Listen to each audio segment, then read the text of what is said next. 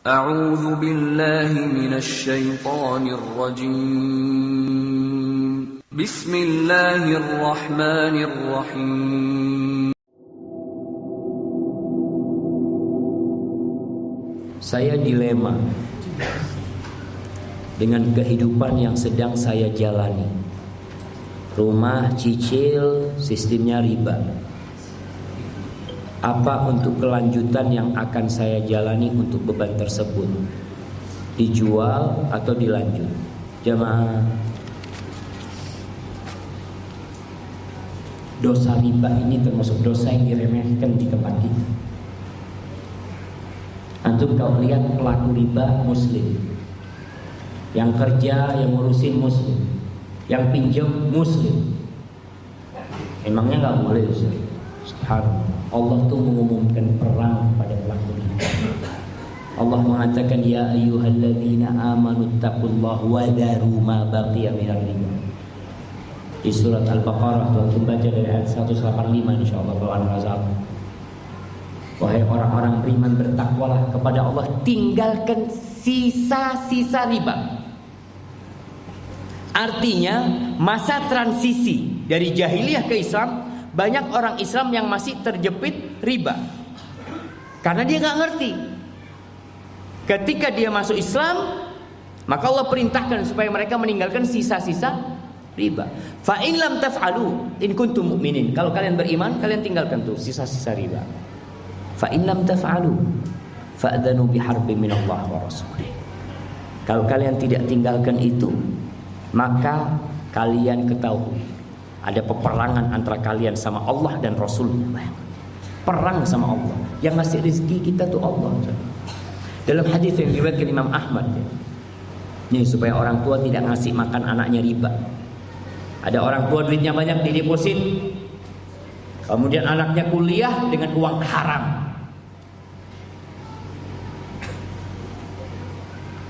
Dalam hadis riwayat Ahmad, Rasulullah SAW mengatakan, dirhamun riba ya'kuluhur rajul wa huwa ya'lam. Satu dirham riba, hasil riba yang dimakan oleh seseorang dalam kondisi dia tahu itu hasil riba. Asyaddu min sittin wa thalathina zanyah. Lebih dahsyat dosanya daripada berzina 36 kali. Satu dirham riba. Antum bisa bayangkan? Sekarang orang semuanya riba. Makanan dia di Allah. Nasihat anak antum tinggalkan. Antum jual aset untuk nutupin itu atau rumah itu juga. Ustaz, anak nggak punya rumah. Jangan takut. Allah Jalla Jalaluhu akan kasih kalau kau benar. Niatmu lillahi ta'ala. Tapi harus ada proses di mana seorang dipertanyakan kebenaran taubat dia. Hadza wallahu a'lam bishawab. Dan ingat kehinaan umat Islam di negeri kita yang jumlahnya banyak tapi tidak berkualitas. Kita tuh umat Islam di Indonesia 200 juta. Apa mewarnai negeri ini? Ana masih melihat di perumahan-perumahan banyak patung-patung. Penghuninya muslim, iya. Ustaz, emangnya nggak boleh patung, Ustaz? Itu kan untuk hiasan, Ustaz. Kita tidak menyembah.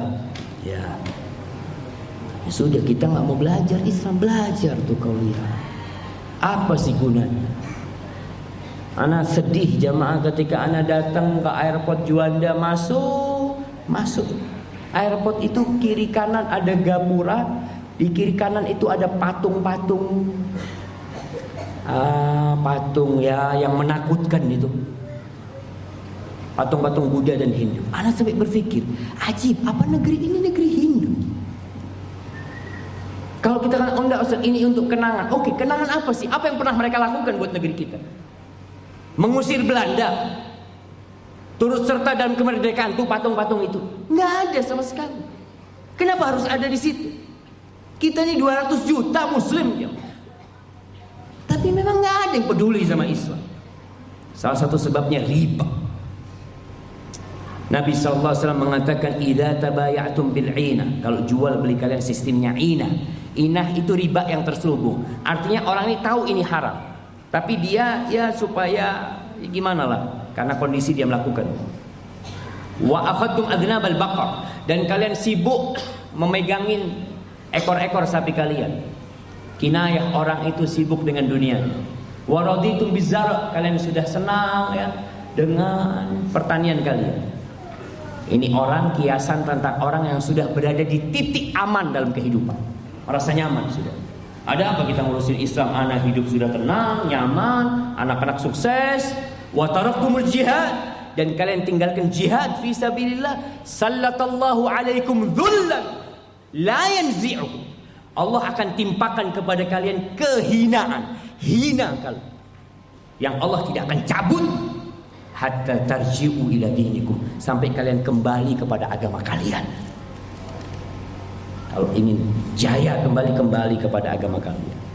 Apa agama kita? Al-Quran dan Sunnah Rasul Sallallahu Alaihi Wasallam. Hadza wallahu a'lam bishawab. Sudah tenang, nyaman, anak-anak sukses.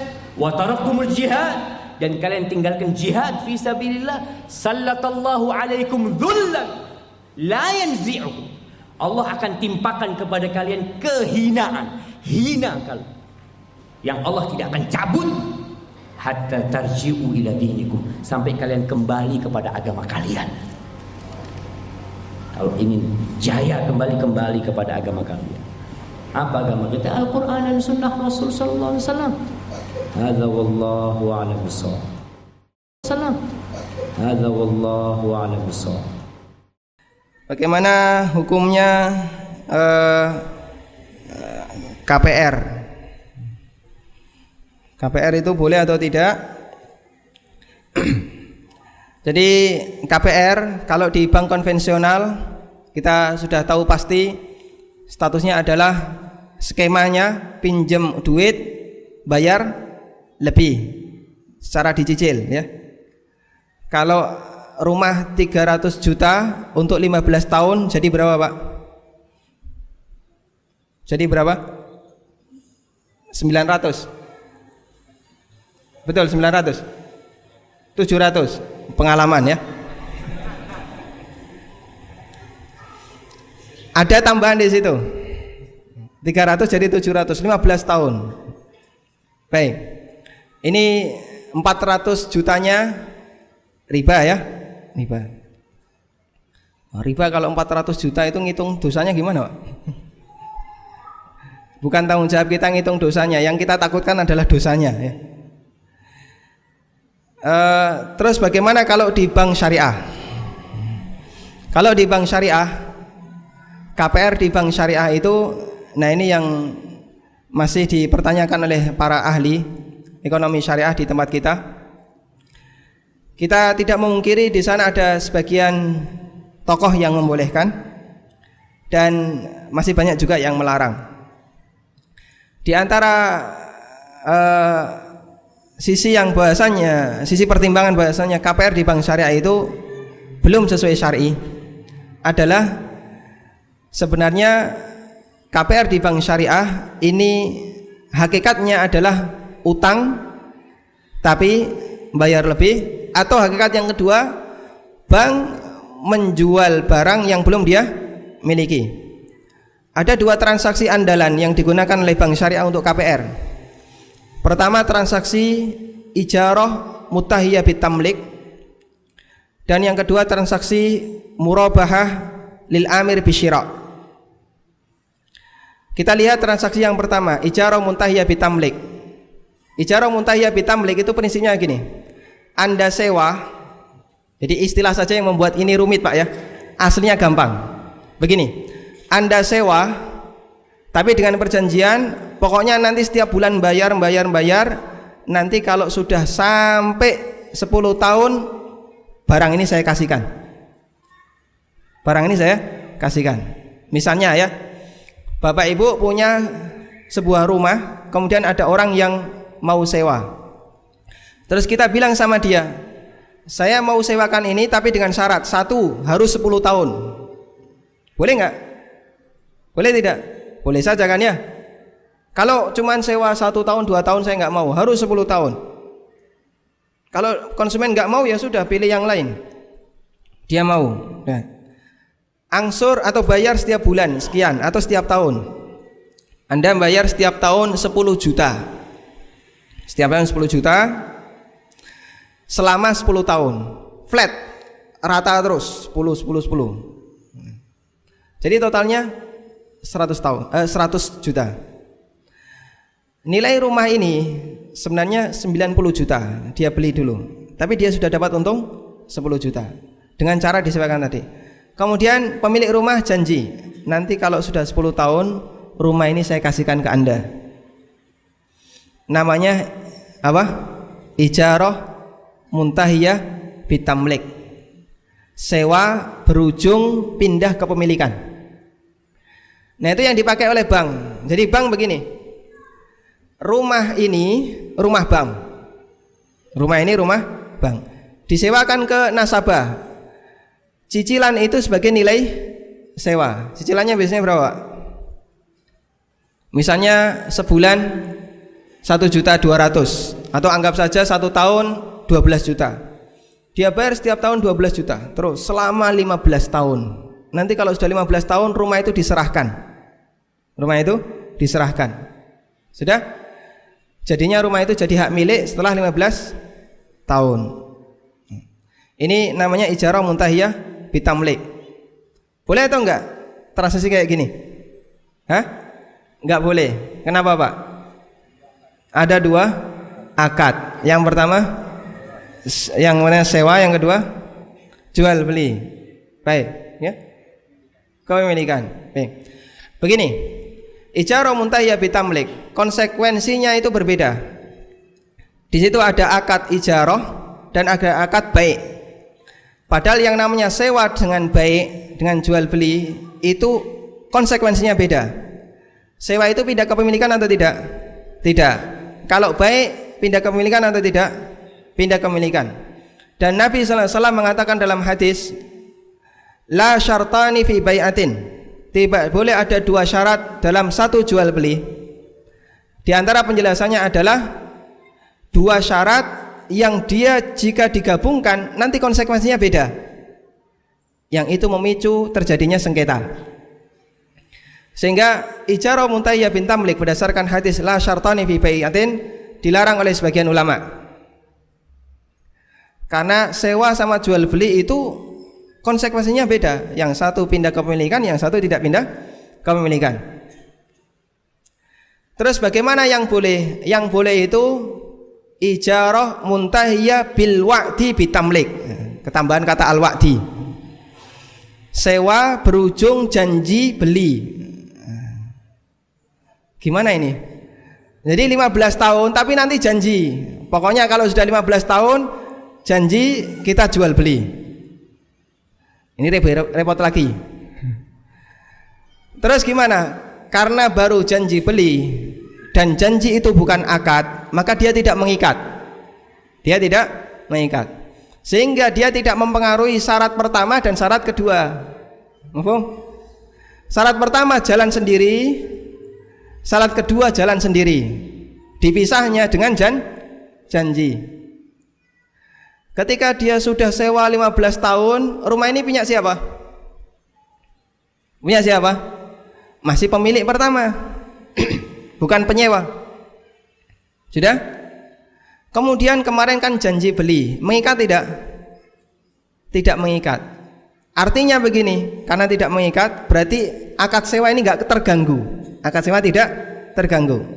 Karena tidak mengikat, maka janji kemarin tidak harus ditepati. Berarti bisa saja terus pemilik rumah ini, saya nggak jadi mau jual, silahkan Anda pergi dari sini.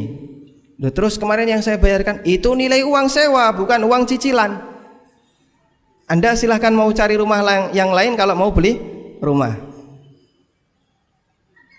Ini janji yang tidak mengikat. Atau si penyewa terus, saya nggak jadi beli rumah Anda, saya tak cari yang lain, silahkan saja.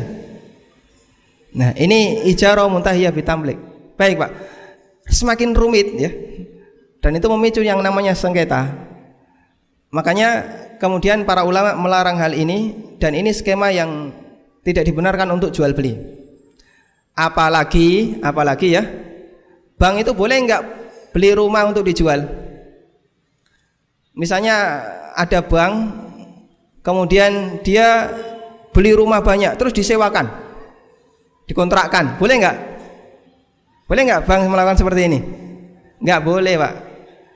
Selama bank itu masih terikat dengan regulasi BI, dia di bawah regulasi BI, tidak dibenarkan melakukan bisnis real. Bank boleh beli rumah tapi dipakai kantor. Tapi kalau bank beli rumah mau disewakan, tutup itu bank, dilikuidasi dia, nggak boleh. Karena itu sebenarnya rumah ini rumah siapa? Rumah ini rumah siapa? Rumah kontraktor, tapi disewakan oleh bank. Loh, kamu kok menyewakan rumah orang lain tuh atas dasar apa? Ini rumah kontraktor, belum pindah tangan ke bank, tapi disewakan oleh bank. Duitnya dinikmati bank. Nah, itu sisi janggalnya ketika ada sebuah bank menggunakan transaksi ijarah muntahiyah bitamlik. Atau yang kedua, transaksi murabahah lil amir bisyira. Murabahah itu sederhana, Pak. Murabahah itu prinsipnya begini. Anda jual barang, kemudian ketemu konsumen. Saya beli ini 100, arep mbateni piro? Ya tak tuku 120. Ini namanya jual beli murabahah. Di situ ada dua unsur. Pertama apa? Pertama apa? Harga kulaan disebutkan. Jujur dia. Saya beli ini 100, jujur. Unsur yang kedua ada untungnya. Mau ngasih untung berapa? Saya kasih untung 20.000. Boleh atau tidak? Boleh. Ini namanya jual beli murabahah. Sebenarnya kita sering mempraktekannya, Pak. Cuman kadang nggak tahu istilahnya, jadinya terasa keren saja istilahnya. Akrab di tempat kita murabahah itu. Nah, ini ada kasus murabahah lil amir bisyira. Ini sebenarnya sering kita lakukan. Bapak Ibu tahu yang namanya mindering? Itu bahasa Jawa Timur ya. Mindering itu adalah nggak punya KBBI ini. Ada orang yang jual beli perabotan ya. Dia keliling ke kampung perabotan ya, Pak. Hah? Lawe-lawe. Lawe-lawe. Kemudian ada salah satu konsumen yang lihat, punya baskom nggak, Pak? Nggak ada. Terus dia bilang, ya insya Allah seminggu lagi tak bawakan. Seminggu lagi tak bawakan. Apa di sini? Sudah terjadi transaksi belum? Orang ini kan baru tanya, saya mau beli baskom, punya enggak? Enggak punya. Seminggu lagi tak bawakan. Terus dia janji, ya sudah nanti kalau sudah ada baskom saya beli. Seminggu depan dia bawa itu baskom. Sudah jadi beli enggak ini? Baskom ini otomatis terbeli atau belum? Ya? Belum. Otomatis terbeli atau belum? Belum. Nah, kemarin kan sudah janji, katanya mau beli, Bu. Enggak jadi ya, Pak, sudah beli. Sakit hati enggak ini? Biasa saja. Nanti kalau enggak laku di sini kan laku di sana ya. Ini namanya murabahah lil amir bisyira. Kalau dia jadi beli, berapa harganya? Dia nyebut harga, modal saya sekian, arep dibadeni piro, silahkan. Jadinya murabahah lil amir bisyira. Itu akrab dengan kita transaksi itu. Tapi karena istilahnya saja yang mungkin buat orang itu semakin kayaknya sangar begitu, Pak ya. Syaratnya apa murabahah lil amir bisyira ini? Anda harus punya barang itu. Mau dijual tapi nggak punya barang, ini dilarang. La tabi ma laisa indak. Jangan kamu jual barang yang tidak kamu miliki. Hadis dari Hakim bin Hizam. Ketika bank itu mau melakukan murabahah untuk rumah, pertanyaan satu lagi, rumah ini punya siapa? Bank tidak beli rumah ya. Bank kan tidak boleh beli rumah untuk dijual. Kalau bank beli rumah untuk dijual, bank dilarang dalam aturan mereka, dalam aturan BI. Karena itulah sistem seperti ini hakikatnya tidak berbeda dengan praktek pinjam duit bayar lebih. Meskipun dia pakai nama murabahah lil amir bisyira atau ijarah muntahiyah bitamlik, aslinya tidak ada bedanya. Karena dua transaksi ini tidak berlaku secara hakikat. Wallahu a'lam. Assalamualaikum waalaikumsalam. Assalamualaikum waalaikumsalam. Ustaz, bagaimana hukum bekerja di bank? Bank apa dulu deh? Kalau banknya bank yang sesuai dengan nilai-nilai Islam yang baik, bank syariah dan sebagainya, halal kerjanya, silakan. Kalau antum kerja di tempat yang ada hukum Allah dilarang di situ, misalkan ada riba, ada yang tidak baik dan sebagainya, dan antum bisa ini memilih di tempat yang halal, tapi antum memilih di situ karena pertimbangan dunia yang haram, yang didapatkan juga salah. Ya kan? Kecuali dalam keadaan Anda belum mendapatkan sesuatu yang maksimal, sebagian bisa baik, sebagian belum bisa baik, gitu kan? Maka silahkan ambil sebagiannya, yang tidak baiknya ditinggalkan, tapi dalam rangka mencari yang halalnya sambil berjalan. Ini kaidahnya jelas, ad-darurat tubihul mahdzurat. Keadaan darurat membolehkan sesuatu yang terlarang sampai menemukan yang maksimal di situ sambil nyari. Tapi kalau antum punya pilihan mencari di bank misalnya yang sifatnya baik, hukum Allah diterapkan di situ, dapat di situ misalnya, penghasilannya ada, kenapa mencari sesuatu yang lain? Ya, dan rezeki itu kan nggak berubah. Ya, nggak berubah. Antum sampai meninggal, rezekinya akan segitu-gitu aja. Ada yang 1 miliar, 100 miliar, 1 triliun, lebih daripada itu. Antum sebelum rezekinya diberikan sempurna, nggak akan meninggal. Nggak akan meninggal. Antum dapat misalnya kan, yang halal. Ini dapat dengan yang haram. Sama-sama ini 1 miliar, ini 1 miliar. Jadi kalau bisa ngambil dengan cara yang halal, ngapain ngambil yang haram?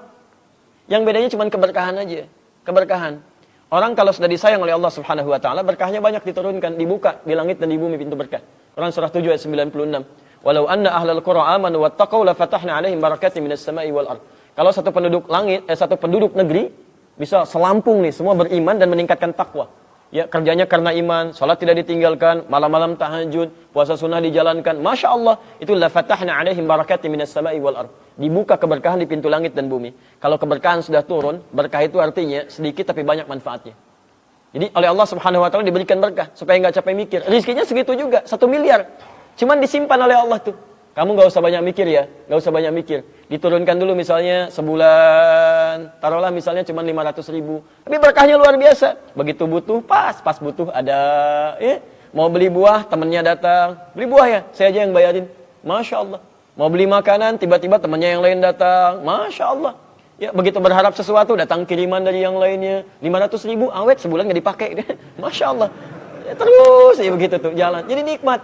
Dan hatinya juga nggak mikir macam-macam. Nggak mikir macam-macam. Mau berangkat, temannya datang, ikut saya aja yuk. Masya Allah, nggak mikirin bensin, nggak mikirin ngelap mobil, nggak mikirin macam-macam, gitu kan? Biasa aja. Kalaupun punya nggak sibuk dia, capek gitu ya. Nggak dalam keadaan lelah, nggak dalam keadaan capek. Ini tidak. Begitu Anda mendapatkan dengan cara yang haram, nah, lawannya nafsu. Keberkahan terkunci, nafsu muncul. Sedangkan sifat nafsu selalu ingin, walaupun belum tentu dibutuhkan. Makanya, kalaupun yang terlihat sudah banyak, di rekening misalnya sudah ada 500 juta, rasanya kurang aja. Masih ingin terus. Antum modal kerja 10 juta. Dapat keuntungan pertama misal 5 juta. Masya Allah, keuntungan yang kedua misalnya 3 juta. Yang selanjutnya 1 juta. Nah, maaf, menurun atau naik? Tuh, antum bilangnya turunkan, itu bukan untuk turunkan. Barangkali kamu pikirnya terlampau banyak. Dikasih 5 juta, kemarin sholat sunnah ketinggalan. Turuninnya 3 juta dulu gitu kan. Walaupun di atas modal juga. Supaya antum mikir, yang 5 juta aja belum dikeluarin. Masa mau mikirin yang lain? Itu mau kumpulin sampai kapan lagi? Aja begitu terkumpul capek hidupnya. Silahkan cek, orang yang bekerja dengan nafsu, apalagi mendapatkan dengan cara yang haram, hidupnya nggak akan tenang. Ngitung terus. Ngitung. Tapi tipikal manusia memang pengen kelihatan. Hidup antum 5 miliar misalnya, pilih mana ya? Diberikan sekaligus 5 miliar bisa dipegang begini? Atau disimpan oleh Allah? Begitu butuh, baru diberikan. Pilih mana? Masa? Umumnya pengen dipegang. Antum belum gajian aja udah sibuk gitu kan. Allah gini. Masya Allah gitu kan. Ya, isi uang belanja 3 hari lagi belum selesai sudah mikirin gitu kan. Artinya pengen megang, itu sifat manusia. Padahal kebanyakan dipegang capek. Begitu sudah semakin banyak, Masya Allah. Tadinya kalau 100 ribu masuk dompet, udah 100 juta, waduh kebanyakan nih. Simpan 1 miliar, berangkas Bikin berangkas, mau tidur, cek dulu barangkali satu kurang situ, hitungin lagi 1 miliar gitu kan. Sampai subuhnya juga terlambat, tahajud enggak, gitu aja semalaman tidur juga enggak. Capek gitu kan. Ini poin yang barangkali dicek ya. Kalau semakin banyak antum meninggalkan ibadah, pasti ada yang salah tuh. Dalam sebuah perjalanan ketika di Jakarta, ada salah satu teman yang menemani saya di kendaraan, dia bercerita. Dia cerita tentang serba-serbi dunia di Jakarta. Di tengah dia bercerita, dia menyebutkan bahwa di kota ini, di Jakarta, orang makan bayarnya pakai kartu kredit itu sudah biasa. Spontan saya terheran. Allahu Akbar. Masya Allah, ada orang yang makan pakai kartu kredit. Anda warga Jakarta, atau yang tinggal di kota-kota besar, atau Anda yang sudah terbiasa menggunakan kartu kredit, mungkin ini sesuatu yang biasa bagi Anda, makan dengan menggunakan kartu kredit. Tapi terus terang, ini sesuatu yang mengherankan bagi saya. Anda boleh bilang saya katrok, Anda boleh bilang saya orang desa, tidak pernah mendengar ada ceritanya orang makan pakai kartu kredit. Tapi ada yang aneh bagi diri saya. Ketika ada orang yang makan, tapi membayarnya pakai ngutang. Dan ini pertama kali saya mendengarnya di zaman ini. Semiskin inikah penduduk Indonesia? Separah inikah kondisi ekonomi masyarakat Indonesia? Untuk hanya bisa makan, dia harus utang. Kalau mungkin ini terjadi ketika zaman penjajahan Jepang, atau zaman ketika masyarakat Indonesia masih miskin, atau zaman PKI, mungkin kita bisa memaklumi. Tapi ini di zaman Indonesia pasca pembangunan, di saat banyak orang yang sudah memiliki banyak penghasilan. Sehingga tidak salah jika kemudian saya memiliki sedikit dugaan. Jika makan saja mereka ngutang, maka bisa jadi semua yang ada pada dirinya adalah hasil utangan. Rumahnya hasil utang, kendaraannya hasil utang, HP-nya hasil utang, perabotannya hasil utang, semua yang ada di kanan kirinya adalah hasil utang. Manusia yang hidup berlambang dengan kredit. Apa yang bisa Anda banggakan ketika rumah Anda adalah hasil ngutang? Apa yang bisa Anda banggakan ketika kendaraan Anda adalah hasil utang? Apa yang bisa menjadi kebanggaan seseorang ketika ternyata seisi rumahnya adalah hasil ngutang?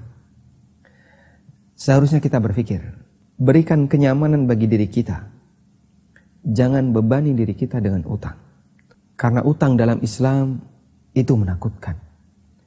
Dalam hadis yang sahih Nabi SAW pernah bersabda, La tukhifu anfusakum ba'da amniha. Qalu fama dhaka ya Rasulullah.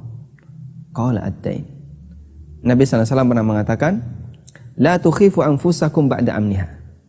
Janganlah kalian menakut-nakuti diri kalian ba'da amniha, setelah kalian mendapatkan keamanan. Maka para sahabat bertanya, ya Rasulullah, apa yang Anda maksud? Menakut-nakuti diri itu seperti apa?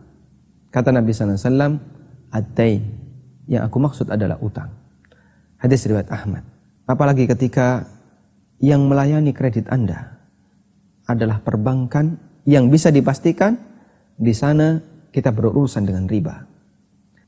Anda tidak perlu malu terlihat miskin, tapi malulah Anda ketika Anda berpura-pura kaya dengan cara riba. Apakah hukum bekerja di perusahaan yang lembaga keuangannya bergerak di bidang jasa gadai? Gadai dalam agama Islam namanya rahan. Dalam ilmu fikih itu ada. Ya, ada namanya hukum rahan. Boleh menggadaikan sesuatu dalam Islam.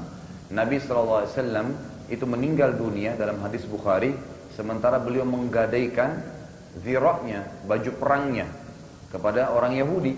Ya, kepada orang Yahudi. Nabi SAW meninggal sementara itu masih dalam gadaian. Dan itu bukan dosa, karena beliau memberikan imbal, balas daripada apa yang digadaikan. Tetapi dalam Islam, kalau Anda maksud dengan syariat, maka tidak boleh barang gadaian itu hangus. Tidak ada namanya barang hangus, kan gitu. Digadai ya sudah, ya kecuali sudah disepakati waktu tertentu, memang tidak bisa dibayar atau ditebus, maka diambil. Itu pun dalam Islam tidak boleh langsung diambil begitu saja, dinilai dulu.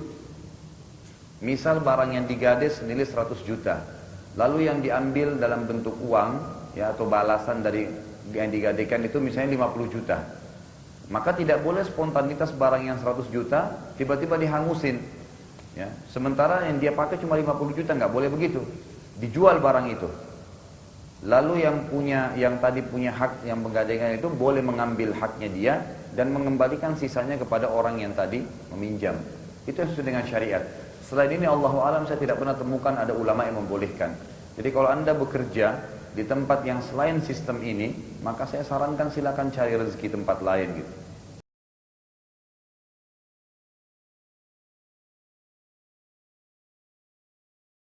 Assalamualaikum warahmatullahi wabarakatuh. Alhamdulillah rabbil alamin. Wassalatu wassalamu ala khairi khalqillah ajma'in. Muhammad bin Abdullah wa ala alihi wa sahbihi wa man walah wa ba'd. Kaum muslimin, kaum muslimat yang dimuliakan oleh Allah Subhanahu wa taala. Ketika kita membutuhkan contoh nyata kehidupan orang-orang yang sukses, yang selalu kita baca kehidupan mereka untuk menambah motivasi kita dalam mengarungi kehidupan dunia ini, banyak orang yang mempertanyakan, apakah ada teladan kisah sukses orang-orang terdahulu dari Islam yang sukses dalam usaha keduniaan mereka, sukses dalam mereka berbisnis? Jawabannya tentu ada dan pasti ada. Karena syariat Allah Subhanahu wa taala diturunkan adalah untuk manusia dan qabil litatbiq, mungkin untuk dipraktekkan oleh manusia dan telah dipraktekkan dan dicontohkan oleh generasi sebelum kita. Orang sering menanyakan, saya ingin berusaha, saya ingin mencari dunia, tapi saya tidak punya modal. Ada contohnya para sahabat Rasulullah SAW, adalah Abdurrahman bin Auf. Diriwayatkan dalam Sahihain bahwasanya beliau datang dari kota Mekah menuju kota Madinah. Semua hartanya ditinggalkan di Mekah dan datang ke Madinah tanpa membawa apapun juga. Sampai di Madinah, dia ditawarkan oleh saudaranya Sa'ad bin Ar-Rabi' untuk menerima sebagian harta dia, untuk dikembangkan dia dan untuk hibah kepadanya. Abdurrahman bin Auf mengatakan, Barakallahu laka fi malik wa ahlik. Semoga Allah memberkahi hartamu dan keluargamu. Dulluni ala suq, tunjukkan aku di mana pasar. Maka sahabiyun jalil ini, sahabat Rasulullah yang mulia ini, memulai usahanya dari nol tanpa menerima modal dari sahabatnya yang memberikan hibah untuk modal kepada dia. Dia mulai usaha dari nol, membeli barang samin wal aqid, minyak samin dan susu yang keras, kemudian dijual, dibeli dengan cara tidak tunai, dijual dengan cara tunai. Dalam perniagaan ini, dalam beberapa waktu yang singkat saja, ternyata Allah Subhanahu wa taala memberkahi perniagaannya, dan dalam waktu yang singkat dia mendapatkan harta, mendapatkan mahar untuk menikah dengan istrinya, seorang wanita Ansar. Kemudian sahabat yang mulia ini berhentikah di sana kesuksesan dia dari usaha yang dimulainya dirintis dari nol ini tanpa dengan usaha permodalan yang ribawi? Tidak. Akhir daripada kesuksesan dia diriwayatkan dalam beberapa kitab sahih dengan sanad yang dibenarkan, yang diterima, yang makbul, bahwasanya adalah Abdurrahman bin Auf ini ketika Rasulullah SAW wafat, dia pernah, setelah Rasulullah SAW wafat, dia pernah menjual salah satu kebunnya seharga 400.000 dirham. Dalam riwayat yang lain seharga 40.000 dinar. Satu dinar kita mengetahuinya 4,25 gram. Bisa kita kalikan sekitar lebih 160 kg emas. Ini semuanya diberikannya kepada istri-istri Rasulullah SAW. Setelah itu apakah kesuksesannya berakhir? Tidak. Pernah juga diriwayatkan bahwasanya Aisyah mengatakan datang 70 ekor kendaraan yang membawa makanan milik Abdurrahman bin Auf, lalu dikatakan kepada dia bahwa khawatir harta ini menyebabkan engkau terlambat ditinggalkan oleh sahabat-sahabatmu yang telah dahulu menemui Allah Subhanahu wa taala. Maka dia mengatakan, ya ummah, wahai ibuku, saksikanlah bahwa seluruh kendaraan ini bi ahlasiha wa ajlafiha, dengan seluruh kendaraannya dan seluruh isi-isinya aku sedekahkan untuk para fakir kaum muslimin. Ini dia orang yang sukses di dunia, memulai usahanya dari nol, kemudian menjadi kaya raya, dan setelah kaya raya dia tidak lupa daratan. Maka contohlah rijal. Contohlah generasi yang benar-benar memiliki kemampuan untuk menguasai dunia ini tanpa dunia menguasai dia. Dia bisa mengatur hawa nafsunya, bukan hawa nafsunya mengatur dia. Ini dia rijal, ini dari laki-laki. La tulhihim tijaratu wala bai'un an dzikrillah wa iqamis shalah wa ita'iz zakah yakhafuna yawman tataqallabu fihi alqulub wal absar. Mereka adalah laki-laki yang tidak dilalaikan oleh perniagaan dan jual beli, tidak dilalaikan dari berzikir kepada Allah, tidak dilalaikan dari melakukan salat, tidak dilalaikan dari membayarkan zakat. Ini karena mereka takut di hari di mana nanti hati dan pandangan manusia berbolak-balik. Ini kisah orang sukses sahabat Rasulullah SAW dan banyak lagi sahabat Rasulullah SAW yang lain yang sukses dalam kehidupannya, dalam syattal mayadin, dalam berbagai-bagai lini kehidupan. Ini diantaranya orang sukses dalam berbisnis, dan bisnisnya tidak membawa dia seperti Qarun yang berakhir dengan kehancuran karena kesuksesan dia dalam mencari harta. Semoga contoh yang mulia ini, contoh yang bisa menggugah kita, memotivasi kita untuk berusaha dalam mencari rezeki dunia ini, mengantarkan kita kepada keridhaan Allah Subhanahu wa taala tanpa harus menggantungkan semua usaha kita dengan riba. Wassalamualaikum warahmatullahi wabarakatuh.